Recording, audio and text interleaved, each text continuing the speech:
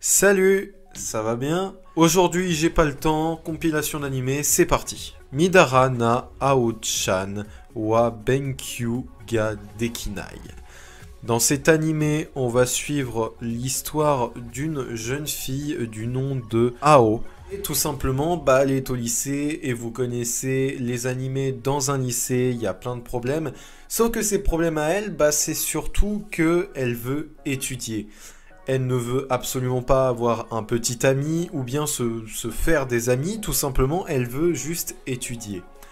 Sauf que le garçon le plus populaire de ce lycée va tomber amoureux d'elle. Alors, malheureusement pour elle, puisqu'elle va avoir beaucoup de difficultés à accepter ceci, mais à la fin, vous allez voir qu'il s'en sort plutôt bien. Niveau des personnages, ça reste quand même vachement drôle. Elle a des réactions qui sont très très drôles à la fin. Au début, c'est pas encore ça, mais bon, c'est le temps qu'elle s'habitue à ce qu'elle est en train de vivre, malheureusement. Et son père qui ne va pas l'aider, bien évidemment. Je vous laisse découvrir l'animé parce qu'il est vraiment drôle. Enfin, du moins, c'est mon avis personnel. Il est disponible sur Wakanim et Crunchyroll. Il a qu'une saison de 12 épisodes. J'espère qu'il y aura une deuxième saison. Mais bon, ça fait quand même 2 ans qu'il est sorti, donc je pense pas. Honda-kun. Alors, cet animé est vraiment très spécial. On va suivre l'histoire de Seishu Honda. On va suivre son histoire qui est assez spéciale. C'est en fait une personne qui croit qu'il est détesté de tous, que tout le monde l'insulte, que tout le monde le déteste. Et malheureusement, ce qui n'est pas le cas pour les personnes qui le regardent. En effet, les personnes qui le regardent, donc qui le côtoient entre guillemets, lui vouent une admiration considérable par rapport à son talent de calligraphe. Et il a tendance à faire des actions qui lui sont parfois involontaires et qui apportent donc encore plus d'admiration aux yeux des gens. Même avec ça, il ne remarque absolument pas que les autres l'aiment et lui portent une admiration considérable.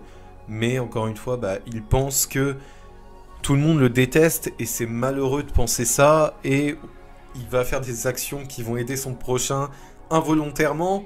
Et ça va avoir tendance à améliorer l'admiration qu'ils ont pour lui. J'ai trouvé cet animé vraiment génial. Après, c'est pas une pépite non plus, faut pas s'attendre à un truc grandiose. L'animation est pas grandiose non plus, c'est pas du haut de gamme, mais ça reste quand même un animé qui se laisse vraiment voir. Il est disponible sur Wakanim et Crunchyroll, il a qu'une seule saison de 12 épisodes. Malheureusement, je pense pas qu'il va avoir une deuxième saison vu qu'il est sorti en 2016. Après, je vous laisse checker ça, je vais pas vous spoiler plus. Toge no Yome wa Onanoko Janai to Omota. Dans cet animé, on va suivre l'histoire de Hideki Nishimura qui a fait sa déclaration à une fille sur un jeu en ligne. Sauf que vous connaissez les bases, dans un jeu en ligne, il ne faut jamais tomber amoureux, puisque derrière l'écran peut se cacher des fois pas mal de choses qu'on ne sait pas.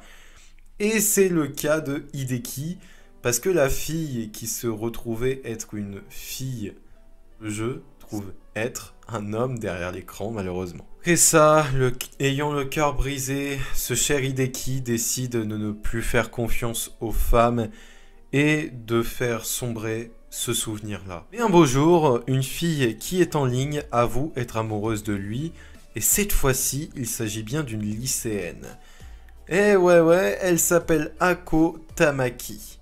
Heureusement, cette personne-là, elle ne peut pas faire la différence entre le monde en ligne et la réalité, et elle possède de grosses difficultés à communiquer avec les autres dans la vraie vie.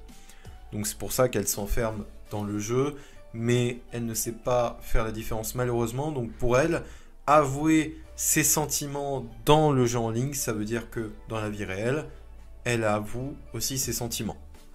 Hideki et ses camarades du jeu décident donc de se rencontrer et à la fin d'essayer de guérir de cette entre guillemets maladie qu'a Ako.